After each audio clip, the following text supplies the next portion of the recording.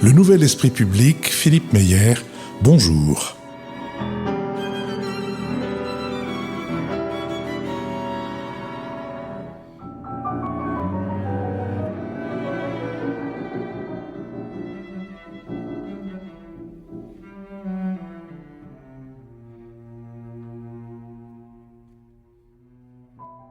Bonjour, merci de nous avoir rejoints pour cette émission enregistrée en public à l'école alsacienne. C'est pour moi l'occasion de remercier et l'école alsacienne et le public qui ne craint pas de se lever le dimanche matin pour venir jusqu'ici et qui est chaque fois un peu plus nombreux que la fois précédente.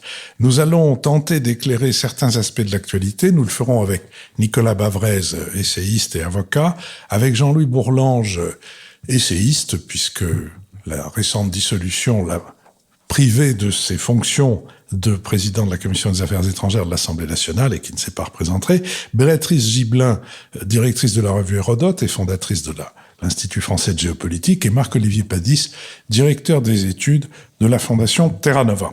J'ai dit avec Jean-Louis Bourlange, c'est pas tout à fait vrai, puisque Jean-Louis Bourlange, n'ayant pas intégré le fait que tous les ans à la même date il y a un marathon de Paris, s'est trouvé bloqué par le marathon en question et va nous rejoindre pour aborder avec nous le deuxième des sujets que nous avons choisis, sujet de politique intérieure, dont je pense que vous allez deviner sur quoi il tourne, et c'est sans lui que nous aborderons le premier de ces deux sujets. Nous sommes partenaires de l'hebdomadaire Le 1, dont le dernier numéro a pour titre « Avant que la flamme ne s'éteigne », numéro qui est présenté ainsi par Julien Bisson, son rédacteur en chef. Hélas, c'est bientôt fini. Après 2 semaines d'exploits, d'émotions, de communion autour des athlètes de toutes nations, la parenthèse olympique et paralympique va se refermer, laissant derrière elle un cortège de souvenirs individuels et collectifs. Mais avant que la flamme ne s'éteigne, le 1 vous propose de célébrer une dernière fois les Jeux avec 5 textes comme autant d'anneaux, dont un essai de Laurent Godet paru dans notre nouveau Légende sur la mystique de la trêve olympique, un portrait de Teddy Riner, des regards sur le handisport et l'héritage des JO et un poème inédit de Louis Cheveillet, spectateur comme des millions d'entre nous de ce moment unique. Notre prochain enregistrement public aura lieu ici même le dimanche 13 octobre.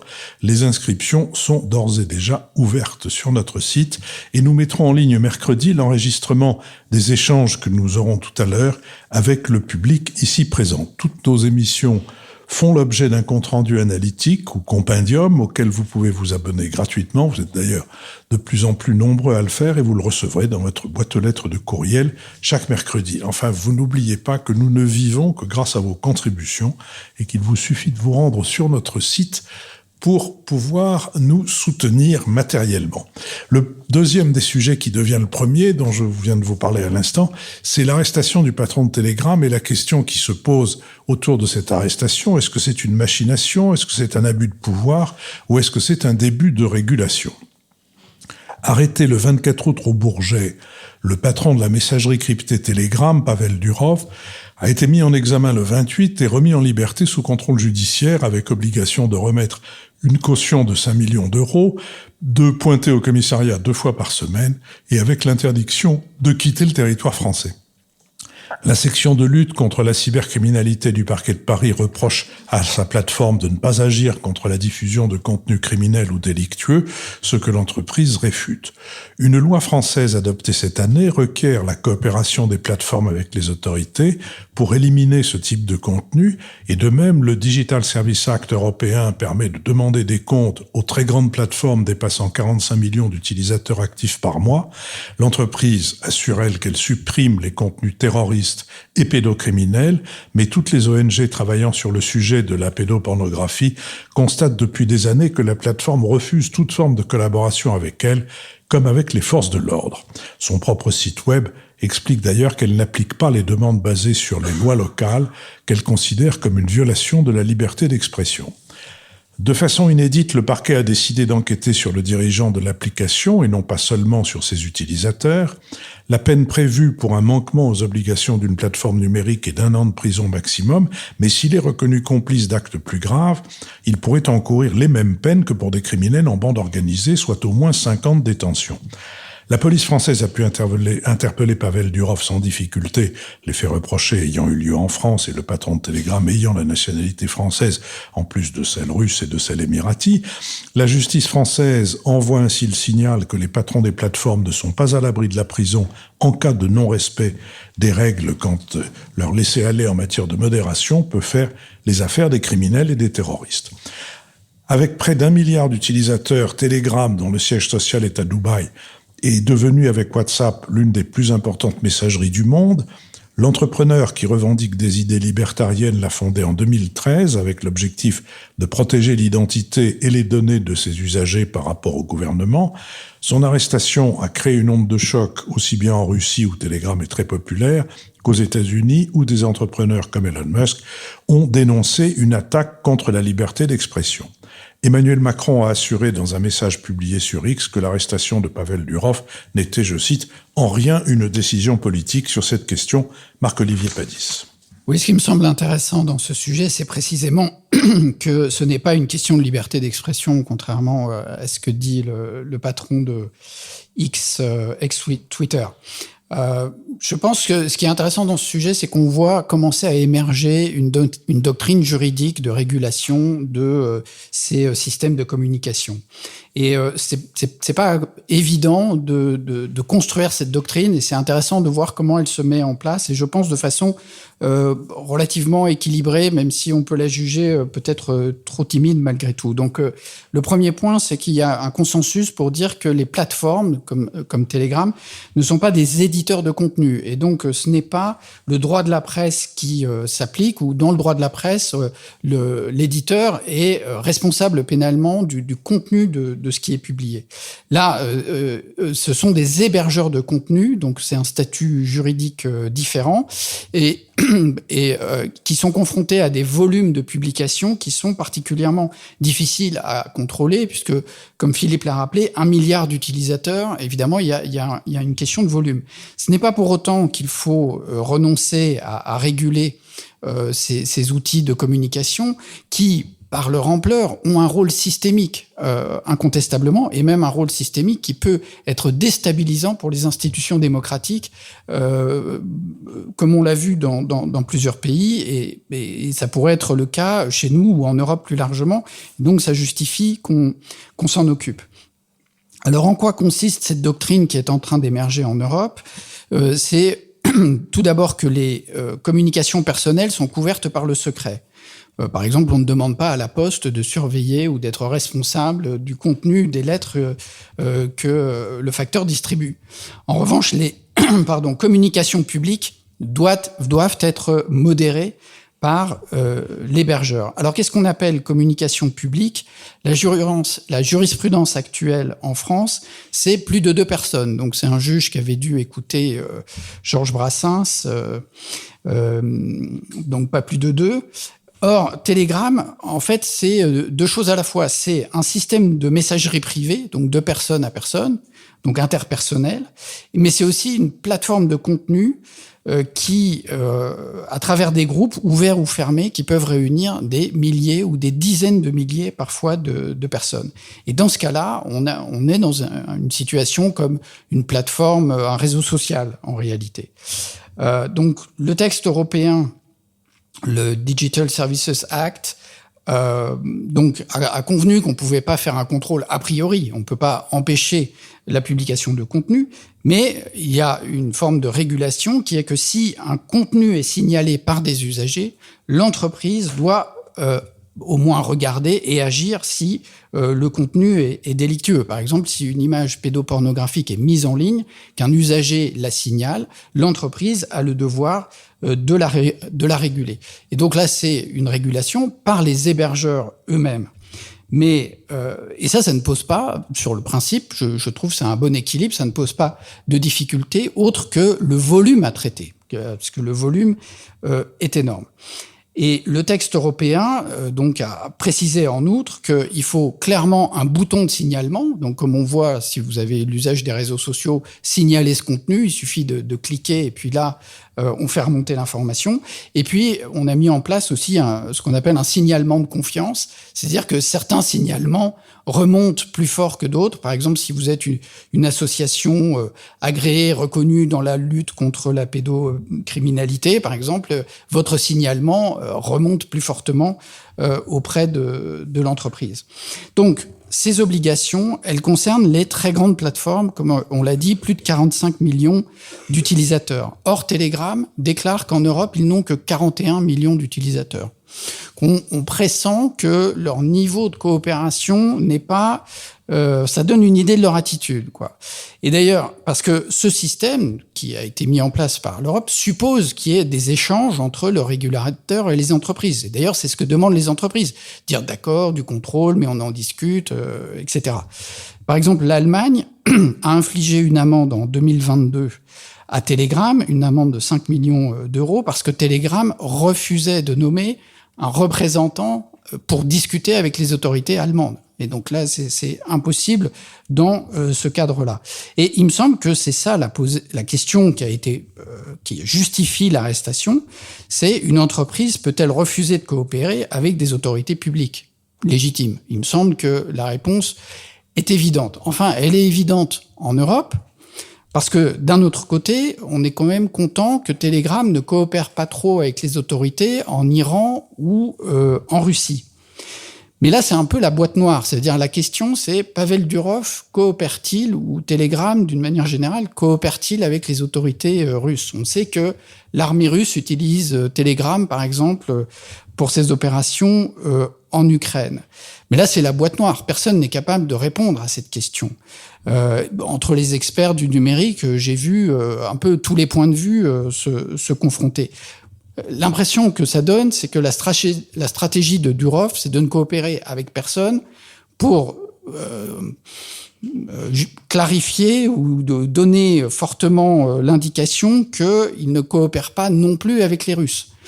Mais est-ce que ça suffit pour être complètement crédible? La nature du régime n'est pas la même, la nature des pressions qui peuvent s'exercer en Russie contre quelqu'un ou contre une entreprise n'est pas du tout la même. Donc, je pense que c'est un peu ça les questions qui sont posées aujourd'hui et qui justifient, à mon sens, sans que ce soit tout à fait choquant, l'attitude de la justice française. Et qui, en tout cas, justifie que ces questions soient dans le débat public et pas seulement les questions de la politique au jour le jour telles qu'on les connaît. Nicolas Bavrez. En fait, cette affaire Telegram, elle était de fait très très symbolique et importante parce qu'on sait que le numérique est vraiment au cœur du nouveau capitalisme qui émerge et aussi au cœur des affrontements entre puissances. Alors Telegram, c'est vrai que c'est un objet très singulier. D'abord, dans ces grandes plateformes, c'est une des très rares qui ne soit pas américaine ou chinoise. La deuxième chose, comme il a été dit, c'est à la fois un réseau social, une messagerie, mais aussi, et c'est très important, il y a une partie de conversation secrète chiffrée, et c'est sans doute la plus problématique. Et la troisième caractéristique, c'est que d'emblée, dans la stratégie de Pavel Durov, il y a le fait que, sous prétexte de neutralité et de sécurité, il traduit ça par l'absence, en fait, pratique de modération et le refus de coopérer avec les autorités judiciaires. Donc, voilà pourquoi c'est un objet qui est à la fois très particulier et qui est très symbolique du problème de la régulation des plateformes. Est-ce que la justice française, est-ce que la France est isolée? En réalité, non. Depuis, il y a 31 États qui ont interdit de manière définitive ou provisoire Telegram. Et vous avez sans doute vu que la Corée du Sud a décidé de coopérer avec les justices françaises parce que en Corée du Sud, il y a également à travers Telegram des problèmes de deepfake pornographique et sur fond de grandes tensions entre les sexes en Corée du Sud. Et Telegram a aussi joué un rôle très important dans les émeutes racistes du Royaume-Uni en août dernier. Et le Royaume-Uni va également ouvrir une enquête. Donc, c'est bien montré que c'est pas un problème lié à la justice française. Alors derrière c'est vrai que la question qui est posée, c'est la question de la régulation. Et là-dessus, il est certain qu'il y a eu un basculement. L'idée libertarienne que, en fait, la meilleure des régulations, c'était soit l'autorégulation, mais surtout pas les États, parce que la condition de la liberté, c'était l'absence de présence de l'État dans ce domaine virtuel. On a vu que ça aboutit à des catastrophes. Et donc, le basculement s'est fait en 2016 avec l'ingérence russe dans les élections américaines, mais aussi le référendum du Brexit et le référendum de Catalogne, sur lesquels les Russes sont lourdement posés. Et l'autre grande question qui s'est posée, c'est effectivement avec la pandémie de Covid, on a eu d'un côté la montée d'Internet, mais aussi d'un capitalisme de surveillance, notamment en Chine. Alors, est-ce qu'il y a une doctrine de la régulation ? Là, je pense que Marc-Olivier nous a surtout parlé de l'Europe. Et moi, ce que je trouve intéressant, c'est qu'en réalité, il n'y a pas de doctrine de la régulation. Nous avons plusieurs systèmes de régulation qui ne coopèrent pas et qui obéissent à des principes très différents. C'est vrai que l'Europe a initié cette régulation avec le RGPD, donc protection des données personnelles. Ça date la mise en œuvre de 2018. Et c'est vrai que c'est devenu une forme de standard international, au moins dans le monde développé. Ensuite, le DMA, le DSA et, il faut pas l'oublier, l'IA Act, qui est entré en vigueur en août dernier et qui va être très important. Donc, de fait, l'Union européenne a mis en place un cadre de régulation global. En Chine, la régulation existe aussi, mais on l'a vu avec Alibaba et Jack Ma. C'est-à-dire que c'est une régulation qui se fait par l'État et qui a mis sous contrôle le secteur technologique. Et la manière de mettre sous contrôle le secteur technologique, c'est de mettre les patrons en prison. C'est assez efficace. Et donc Jack Ma, comme vous le savez, maintenant vit au Japon. En fait, il a dû abandonner le contrôle de son entreprise, qui de fait est maintenant entre les mains de proches de Xi Jinping, et ça a servi de modèle pour le reste. Donc il y a bien une régulation en Chine, mais elle est assez particulière. Et puis aux États-Unis, c'est vrai que là aussi, il y a eu un basculement majeur, mais avec l'esprit du capitalisme américain. Et notamment, le droit de la concurrence joue un rôle qui est très, très important. On a aussi des executive orders qui ont été passés, mais aux États-Unis, on voit très bien que le secteur, c'est une régulation qui est plutôt sectorielle, suivant les domaines, et avec l'idée des Américains que c'est quand même le domaine dans lequel va se trancher la rivalité avec la Chine, que de fait les États-Unis ont une réelle avance et que la première priorité, c'est de ne pas la perdre. Donc voilà, vous voyez, donc il est incontestable que maintenant le numérique est régulé. C'est la revanche des États et de la souveraineté des États, mais dans le contexte que nous connaissons, vous voyez que ce n'est pas une régulation mondiale qui serait a priori logique compte tenu de la caractéristique de ce secteur. C'est une régulation balkanisée et qui exprime la rivalité des puissances du XXIe siècle. Béatrice Gibelin. Au-delà de la rivalité des puissances du XXIe siècle, c'est des réactions qui sont nationales. Parce que en France, on s'est préoccupé très tôt, et je pense que c'est le pays qui s'en est préoccupé le plus tôt dans les pays européens, sur la nécessité de contrôler, et y compris si on a arrêté Pavel Durov de façon, j'allais dire, médiatique, je veux dire, sa descente d'avion, il vient pour un dîner à Paris et il doit repartir après, l'arrêter au Bourget de cette façon-là, c'est fait pour que ça se sache, que ça marque les esprits, et la France avait une certaine avance là-dessus.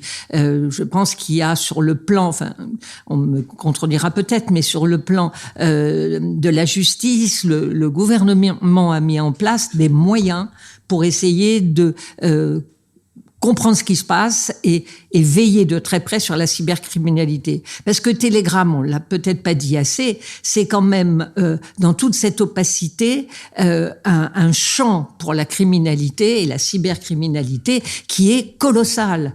À la fois pour livrer de la drogue, de la cocaïne ou du cannabis, à la fois, il y a un article du Monde qui est extrêmement intéressant, qui montre que on peut acheter de la fausse monnaie, on peut acheter des diplômes, on peut acheter des papiers d'identité, on peut, voilà. Et c'est pas très compliqué pour y arriver. Et que pour des jeunes délinquants, c'est une plateforme qui est extrêmement accessible. On n'est pas dans le dark web, là, c'est des choses beaucoup plus faciles. Donc il y a un immense enjeu qui est celui simplement de la criminalité, et qu'à partir de ce moment-là, il n'est plus question de savoir si on est dans des abus de pouvoir ou dans des manipulations. Il est urgent d'intervenir là-dedans. Et si ça s'est fait de cette façon-là, en France, avec une caution de 5 millions, c'est sans doute aussi un peu pour faire réfléchir un certain nombre de patrons de ces grandes plateformes. Ça veut dire qu'ils ne sont pas intouchables. Tant qu'on s'occupait de ce qu'il y avait en dessous, ça passait. Mais là, ça va peut-être plus passer. Et ce qui est intéressant, c'est de voir comment, à la suite de cette arrestation, il y a eu des tas de messages pour dire quittez Telegram, restez pas sur Telegram. Au fond, cette sécurité annoncée, elle n'est pas si sûre que ça. Donc il y a tout un champ où il y a une forme de prise de conscience qu'on n'est plus au fond aussi tranquille qu'on a pu l'être. Et je pense que c'est une nécessité extrêmement importante. Et ça me semble important d'insister là-dessus. Et mon interrogation, c'est pourquoi Pavel Durov, qui a quitté la Russie tout en gardant la nationalité, parce qu'il avait défendu Navalny et qu'il avait refusé de donner des renseignements au FSB. Donc il était ce qui lui donne cette image sympathique, puisque pour les opposants à Poutine, Telegram est un terrain très utile. Et vraiment, ce Pavel Durov est un drôle de zozo, parce que quand même, il est sur Dubaï. Voilà, excellent article il y a très longtemps d'Hérodote, Dubaï. Futile ou utile, et c'est extrêmement intéressant. Et je reviens sur lui, et ça fait plus de 50 fois qu'il va en Russie, et il lui arrive rien. Donc toute l'ambiguïté dans ses rapports avec le pouvoir de Poutine me semble quand même préoccupante. Marc-Olivier Pallis. Je pense que les interventions de Nicolas et Béatrice font aussi résonner cette expression utilisée par Telegram dans leur communiqué de presse après l'arrestation de Pavel Durov. Ils disent « nous nous conformons pas aux lois locales ». Qu'est-ce que ça veut dire, loi locale ? C'est des lois d'État souverains. Donc, vous voyez comme ils évacuent la question de la souveraineté pour dire non, mais ça, c'est local. Les lois souveraines, elles sont, même si c'est au niveau européen, ça reste local par rapport à du global. Mais ce qu'on voit, c'est que par rapport à l'utopie fondatrice du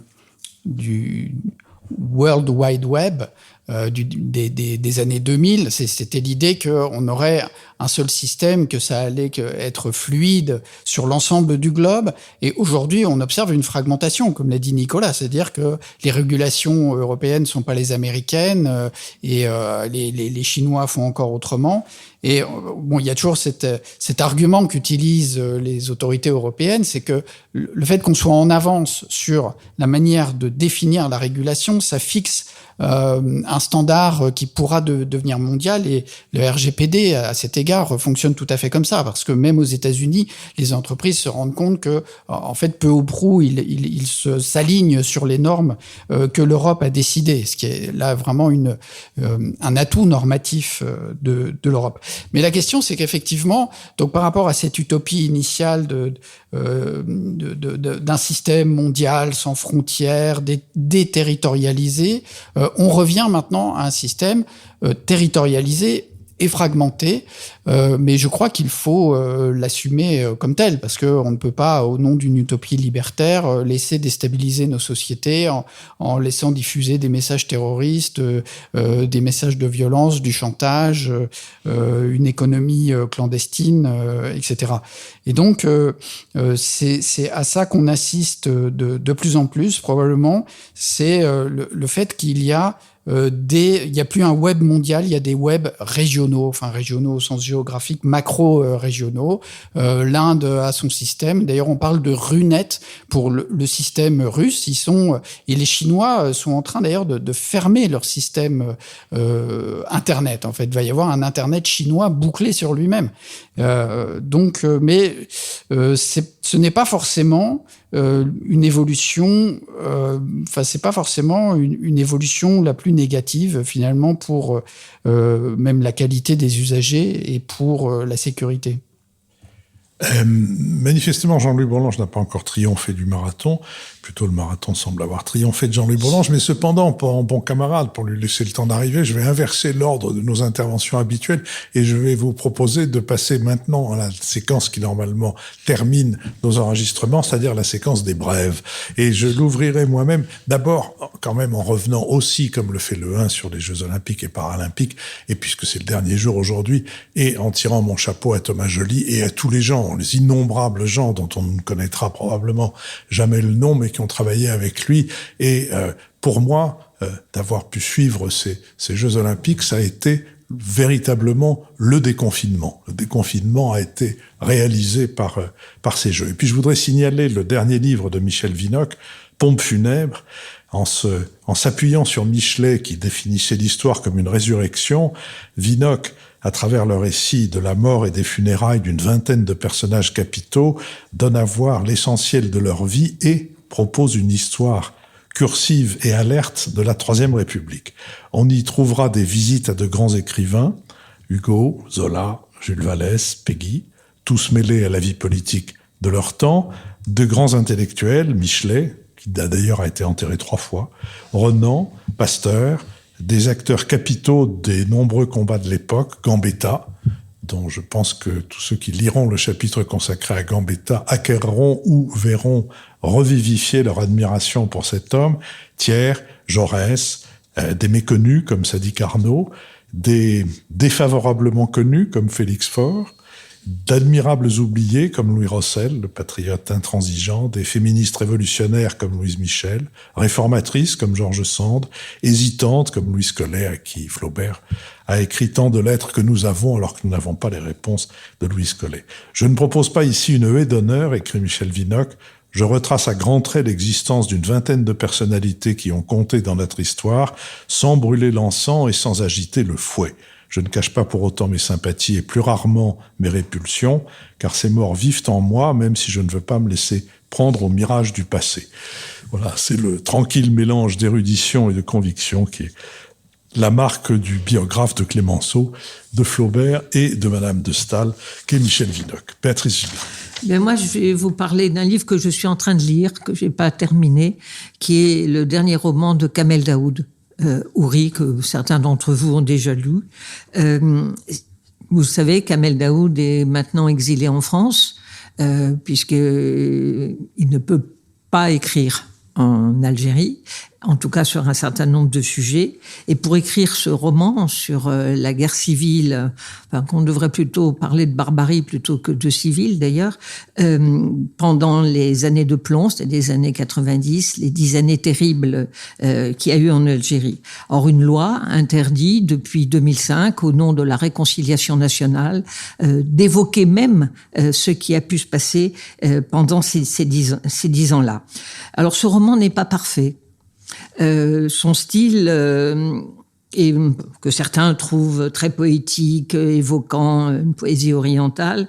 Moi je le trouve parfois alambiqué et en plus il y a assez souvent de répétitions, mais néanmoins, je pense que c'est important de lire ce livre de Kamel Daoud parce que c'est un roman nécessaire, c'est un combat contre l'oubli.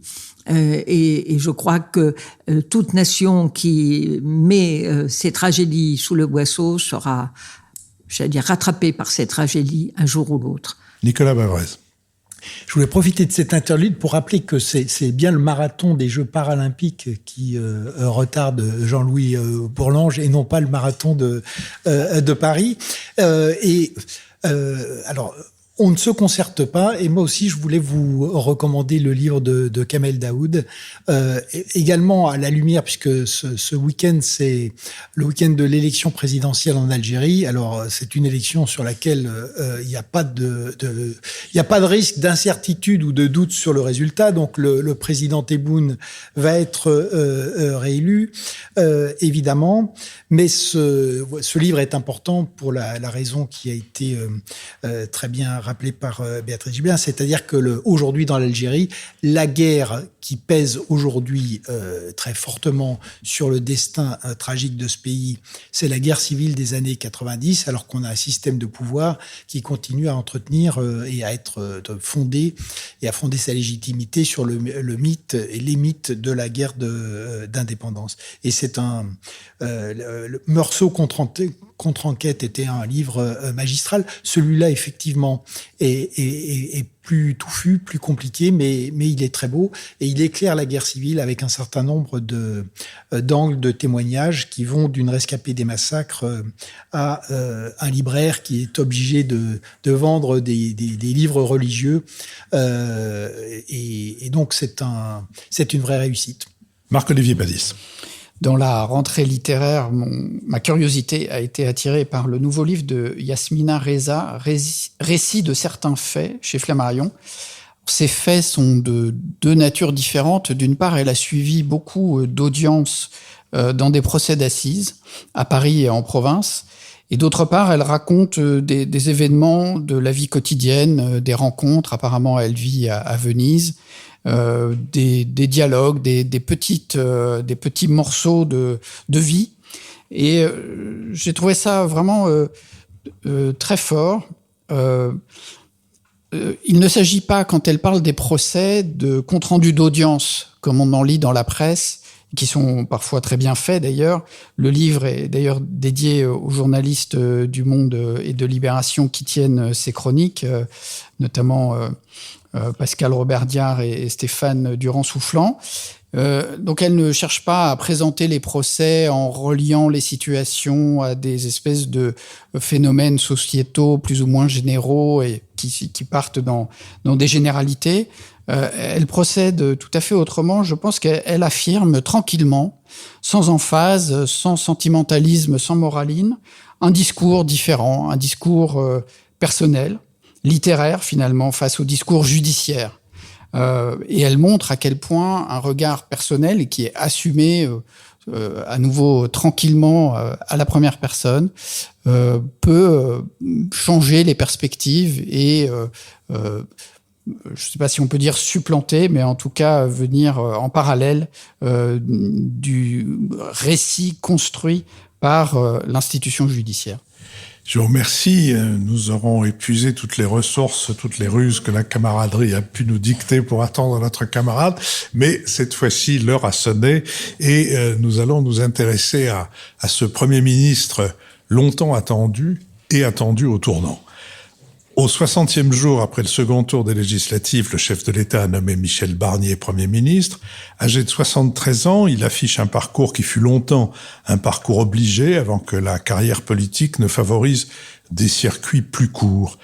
Conseiller général de la Savoie en 73, président de l'Assemblée départementale, député en 78, ministre de Jacques Chirac et de Nicolas Sarkozy, chargé successivement de l'environnement, des affaires européennes, des affaires étrangères, de l'agriculture, député puis commissaire européen, négociateur de la sortie de la Grande-Bretagne de l'Union européenne et enfin candidat malheureux à la primaire des Républicains pour la présidentielle de 2022.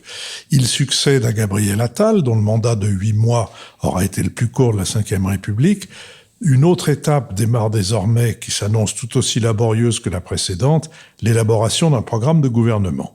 Une fois bâti, Michel Barnier devra composer son gouvernement aux habituels critères de parité, de diversité, de représentation territoriale. S'ajoute désormais celui des équilibres politiques nécessaires pour refléter le poids du camp présidentiel dans l'hémicycle, se concilier la droite, tenter de décrocher quelques voix à gauche, et le tout sans heurter le Rassemblement national.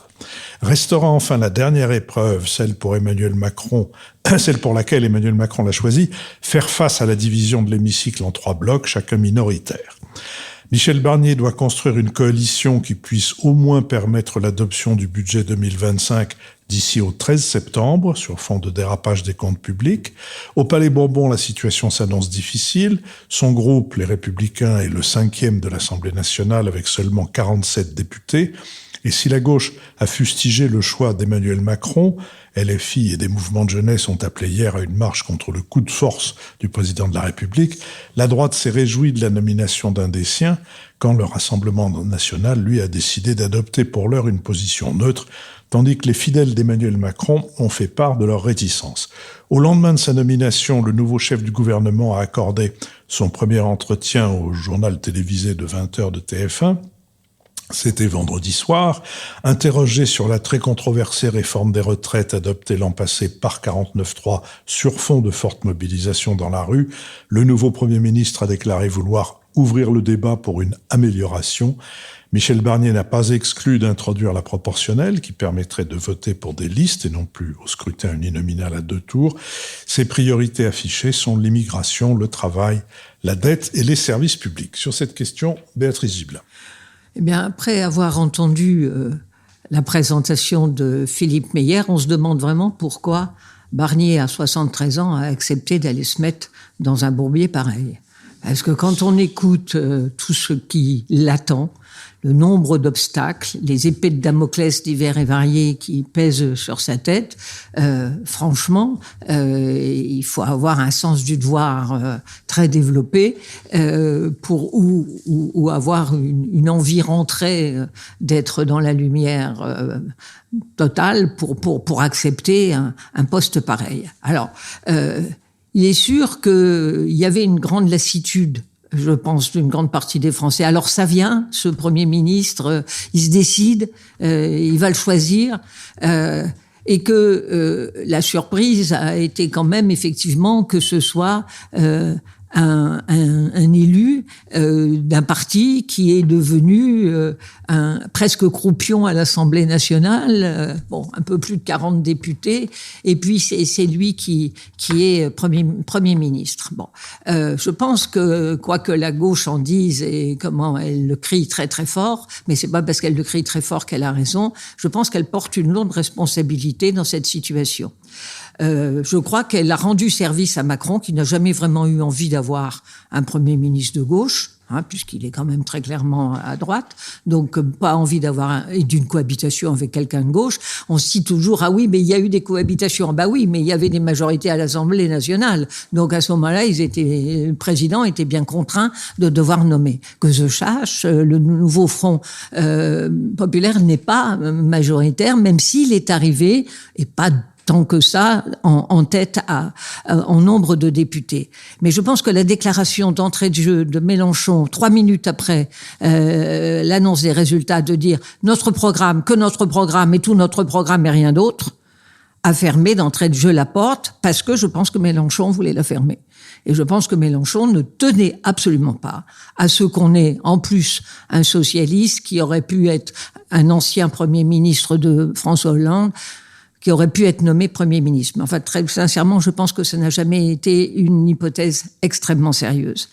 Et pour Mélenchon, c'était verrouillé d'entrée les socialistes à être obligés de rester dans la coalition qu'il a réussi et qu'il réussit à maintenir et revenir complètement au centre du jeu. Ça, c'est un premier point.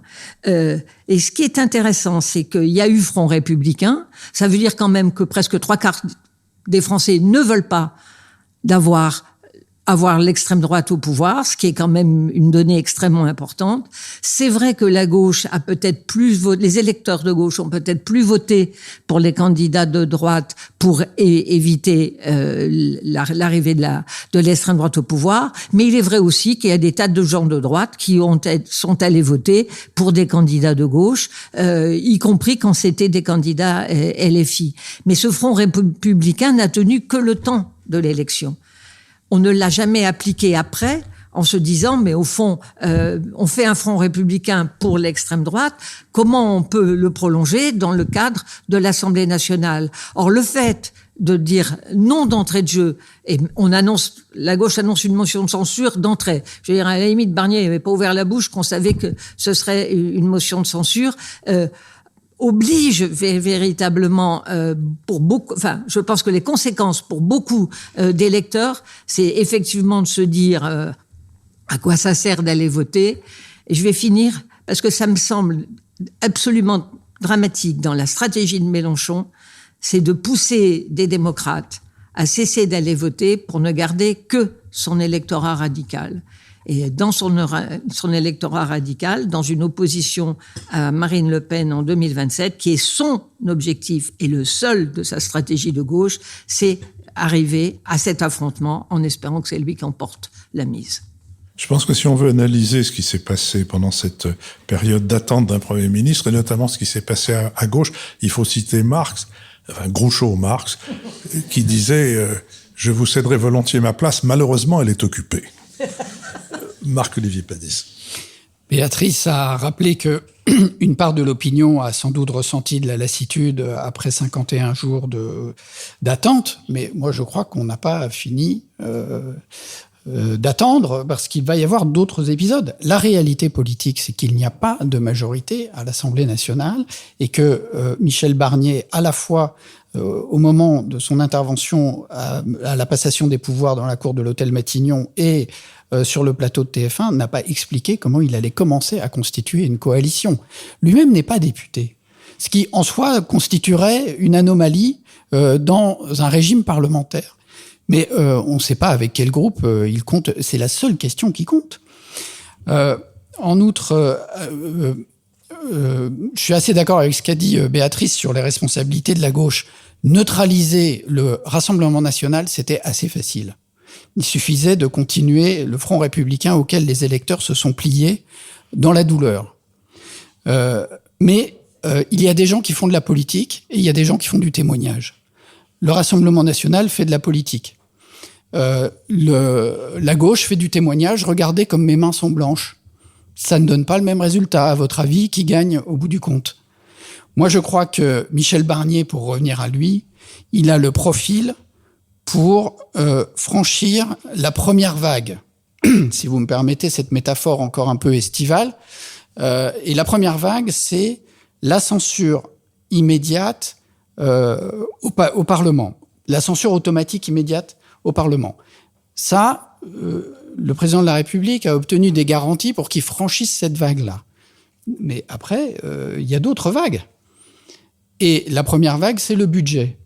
Alors, moi, on a tous pris des cours de droit constitutionnel accélérés en ces 51 derniers jours. Moi, je croyais que le discours de politique générale devait être suivi d'un vote de confiance. En fait, c'est facultatif. Donc, il peut passer le vote de confiance. Et donc, mettons deuxième vague. Mais une loi budgétaire, c'est un super vote de confiance.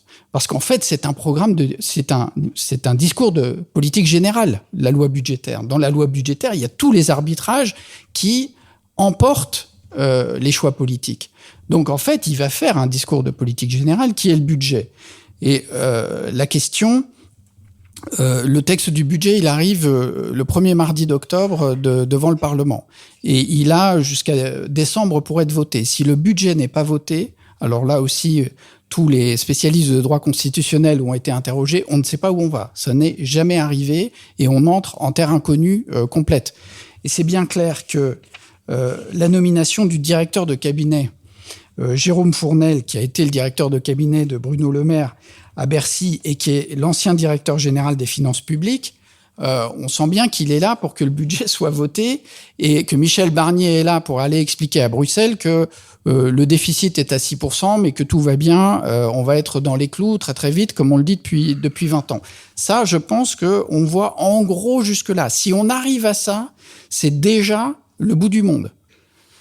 Et moi, je suis même pas sûr qu'on y arrive, parce que c'est juste le point que je voudrais souligner, c'est que tout le monde a un petit problème d'accoutumance rétinienne. On fait comme si on était encore dans un système de la Ve République avec une majorité. Le fait majoritaire a disparu. Le fait majoritaire, il s'est installé en 1962, à la grande surprise des constituants d'ailleurs, qui croyaient que l'instabilité parlementaire de la Quatrième République allait se poursuivre. Et en fait, le jeu parlementaire a changé depuis 1962. Tous les gouvernements ont eu des majorités importantes, sauf depuis 2022.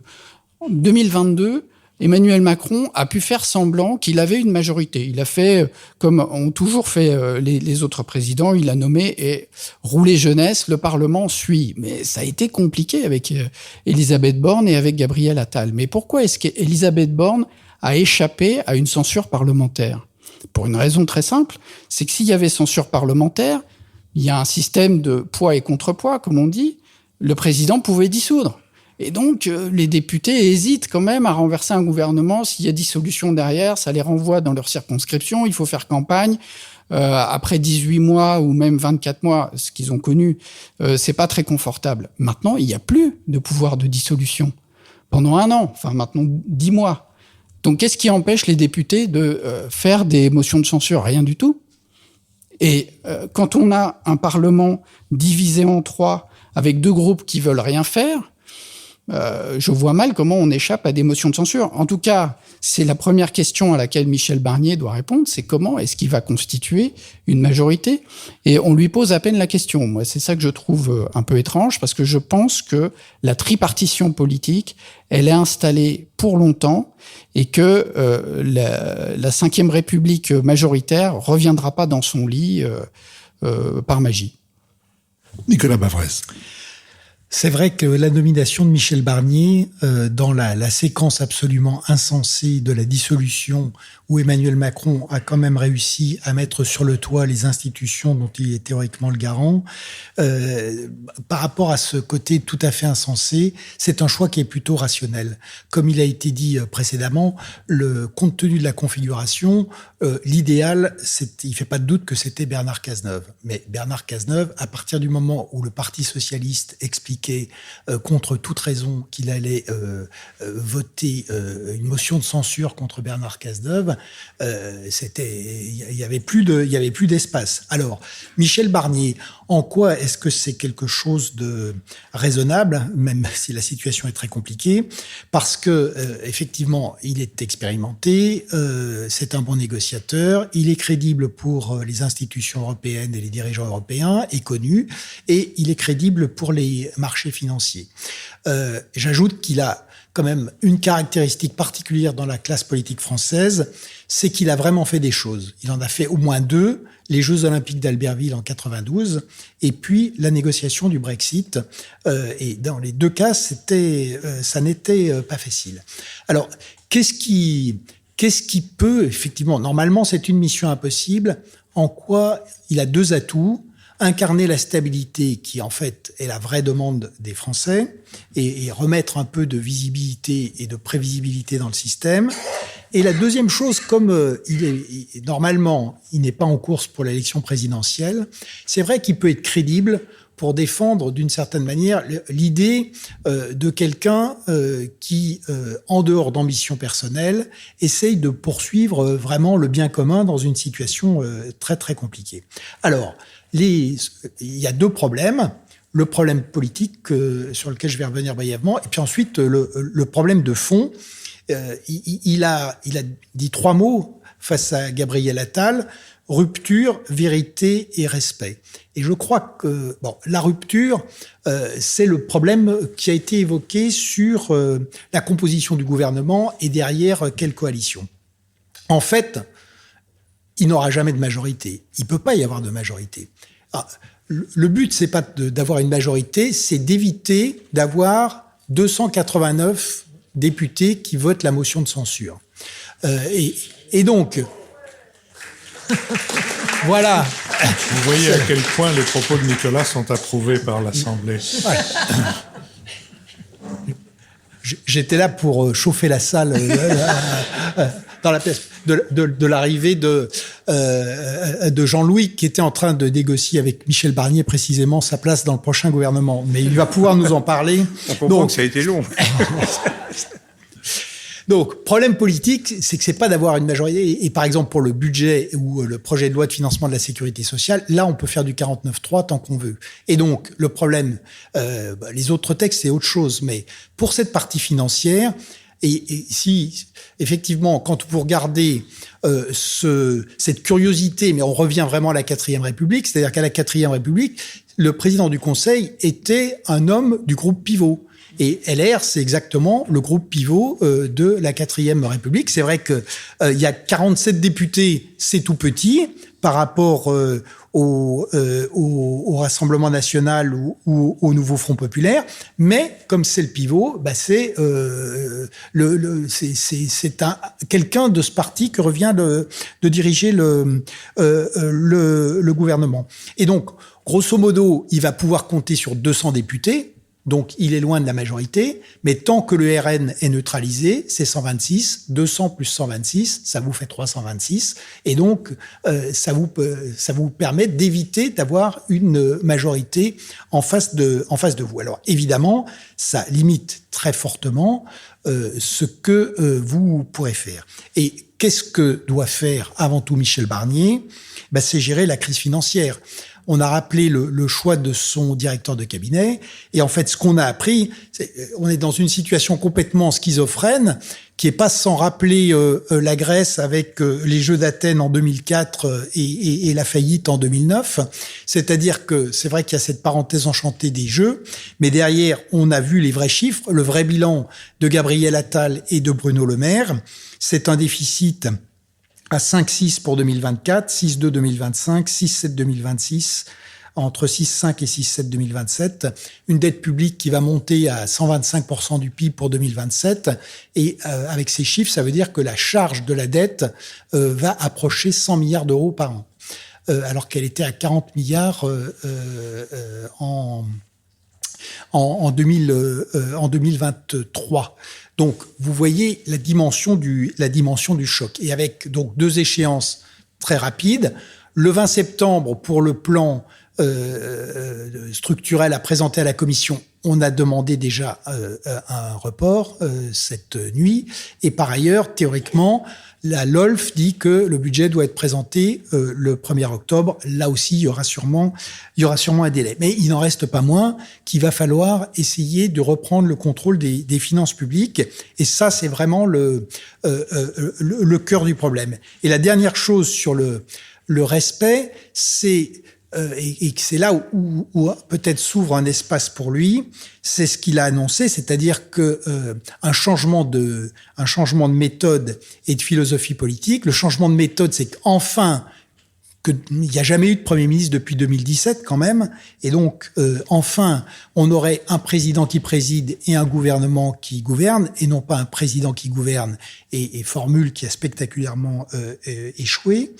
Et l'autre changement de philosophie politique, c'est un peu là-dessus qu'on pourrait capitaliser sur l'esprit des Jeux Olympiques, c'est-à-dire à la fois essayer de faire travailler ensemble effectivement des partis, mais pas seulement les partis politiques, mais aussi les parties prenantes, les acteurs économiques et sociaux, pour essayer de tirer notre pays d'un très mauvais pas. Et ce que je rappelais, cette idée que ces efforts soient mis au service de l'intérêt général et pas simplement de jeux partisans ou d'ambitions personnelles. Peut-être la génération de Gabriel Attal, la carrière politique, c'est on adhère à un parti, on se débrouille pour entrer dans un cabinet ministériel, le cabinet donne l'onction et on est candidat à des élections, il faut les gagner, mais enfin c'est comme ça qu'on arrive à la députation. La génération, c'est pour ça que je l'ai rappelé tout à l'heure, mais la situation de Michel Barnier, c'est tout à fait le contraire. C'est on monte d'élection en élection jusqu'au moment où on a une responsabilité ministérielle. J'en tire non pas la conclusion, mais l'espoir que Michel Barnier donnera moins d'importance à la communication et au plateau de télévision que ne l'ont fait son et ses prédécesseurs. Jean-Louis Bourlanges a exactement 5 minutes pour assurer la transition avec la partie des questions avec le public sur le sujet de son choix. Je crois que c'était Télégramme dont tu voulais parler, non ? C'est exactement ça. Non, d'abord, permettez-moi de vous présenter mes excuses, mais j'ai été victime d'une prise d'otage par les services de mon ami Laurent Nunez. Et j'ai quand même constaté à cette occasion que les Jeux paralympiques n'avaient pas été conçus dans l'idée de faciliter la circulation des Parisiens à mobilité réduite. Parce que c'est-à-dire qu'ils ne peuvent pas prendre le métro, ce qui est mon cas. Alors, je ne sais pas, généralement, j'aime bien parler en dernier, ça me permet d'écouter ce que mes camarades ont dit. Là, je parle en dernier, mais sans avoir le bénéfice d'avoir écouté ce que mes camarades ont dit, ce qui est beaucoup plus grave. Non, je ferai 3 remarques sur la situation actuelle. La première, c'est que je trouve absolument invraisemblable qu'on entretienne ce discours sur le fait que la gauche ait gagné les élections.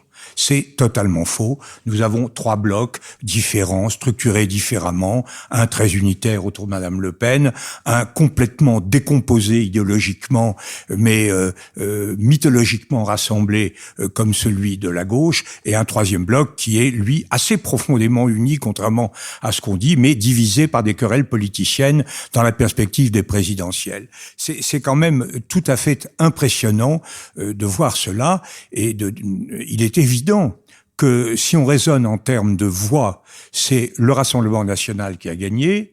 Si on raisonne en termes de groupe, eh bien, c'est plutôt le groupe implicitement, mais réellement formé par la droite républicaine, purgée de ces éléments ciotistes, ce qui est l'élément central du dispositif et qui permet le rapprochement avec la Macronie. La Macronie qui a toujours puisé ses ressources du côté de l'air. Regardez les ministres, Darmanin, Philippe, Le Maire et combien d'autres, Riester et combien d'autres. Donc là, il y a effectivement quelque chose d'assez solide sur le plan idéologique. On ne voit pas ce qui sépare idéologiquement en profondeur la droite républicaine purgée de ces éléments ciotistes des éléments centraux de la Macronie. En revanche, on voit très bien l'abîme qui sépare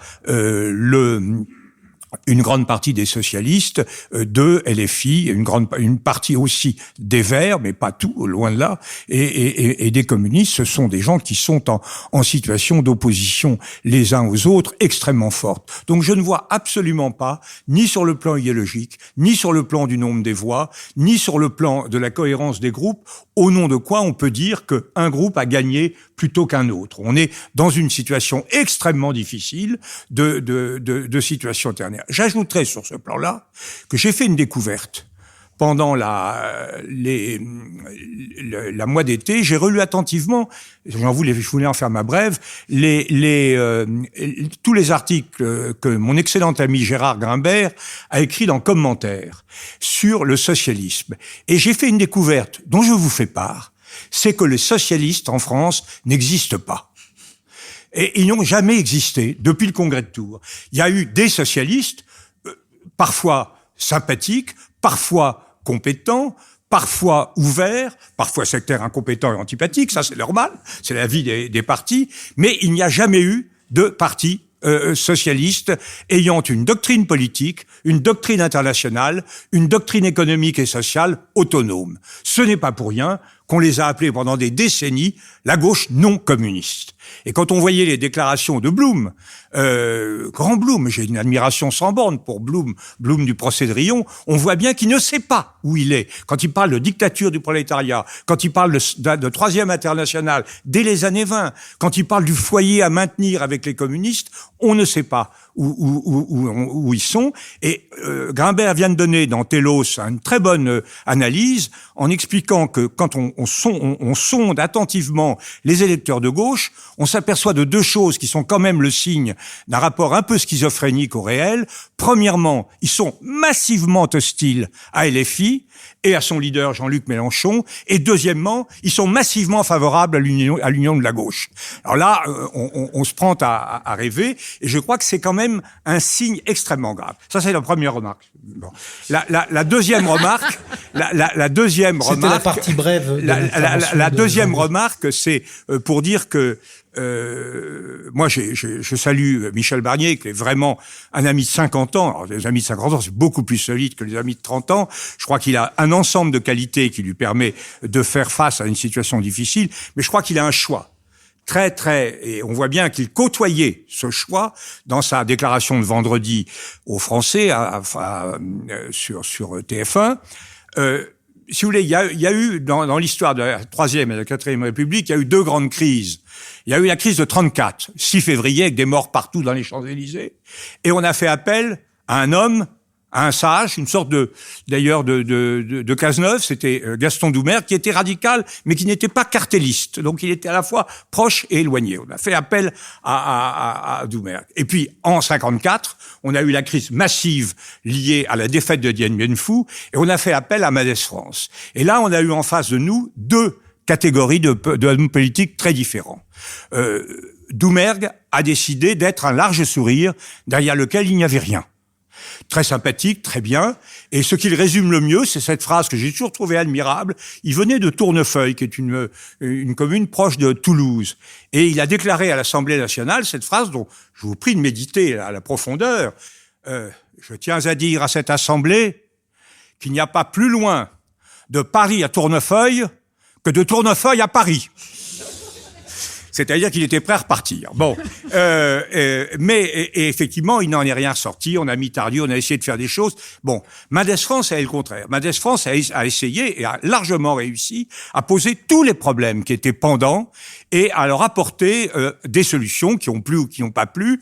Les Européens étaient mécontents, pas moi d'ailleurs, parce que j'ai toujours été rétrospectivement opposé à la CED, mais on n'a pas aimé le vote sur la CED, mais globalement, il a pris toutes les responsabilités. Et là, je reproche beaucoup à Emmanuel Macron, depuis 2 mois, d'avoir cantonné le débat à la question de savoir si on prenait Gaston, Théodule ou Gustave, et si on faisait appel à telle famille politique ou à telle autre, sans que jamais les problèmes que vient de rappeler Nicolas, j'en ai quand même écouté un bout, sans que jamais les problèmes fondamentaux du pays soient posés. Alors je crois que nous sommes dans une situation très grave, que par exemple, les retraites, c'est simplement de dire on peut certainement réformer beaucoup mieux les retraites. On peut reprendre un projet global, mais de dire qu'on va abolir cette réforme de la retraite et faire 10 milliards de déficit en plus, c'est simplement impossible. Donc il faut le principe de réalité qui a été le grand absent des débats des 2 derniers mois. Le principe de réalité doit être assumé par le nouveau chef de gouvernement. Et la troisième et dernière remarque très brève, c'est que j'en ai par-dessus la tête qu'on dise qu'il est dépendant du RN pour sa survie. C'est tellement évident. On a 3 groupes. Aucun n'a la majorité. Le groupe qui existe, il a soit le soutien des 2 autres, et il vit, soit il a le soutien d'un des 2 autres. Ou plutôt, pas le soutien, l'absence de censure de l'un des 2 autres. La gauche refuse son soutien à Barnier, eh bien Barnier sera Premier ministre jusqu'à ce que le RN lui refuse son soutien. Il n'y a pas de négociation, il n'y a pas de complications à chercher, c'est ainsi. Et le RN, croyez-moi, la seule boussole qui sera la sienne, c'est pas de savoir si Barnier fait bien ou mal, c'est de savoir si c'est son intérêt ou pas d'ouvrir une crise. Donc, Barnier est dans une situation minoritaire, il doit l'assumer et il doit faire comme si ça n'existait pas. Il faut qu'il gouverne comme s'il avait la majorité et il faut qu'il gouverne comme si cette majorité était capable de dire aux Français ce qui est nécessaire. Si on veut réconcilier les Français avec la politique, il faut passer par la case vérité. Je vous remercie. Nous allons prolonger cette conversation avec les échanges avec le public. Mais avant, je voudrais remercier Sophie Jacquin avec qui cette émission a été préparée, Benoît Carré qui va en assurer le compte-rendu analytique, le compendium, Nicolas Tourneau qui veille à notre site tandis qu'Olivier Magloire répond à toutes les questions et veille à ce qui touche à nos plateformes de financement. Je remercie Christian Sory et Arnaud Galabé qui ont assuré l'enregistrement de cette émission et bientôt son mixage. Je remercie Julien Neuville et Nouvelles Écoutes qui nous produit et je remercie l'école alsacienne, qui nous accueille et qui nous accueillera de nouveau le 13 octobre. À tout de suite, donc, pour les échanges avec le public.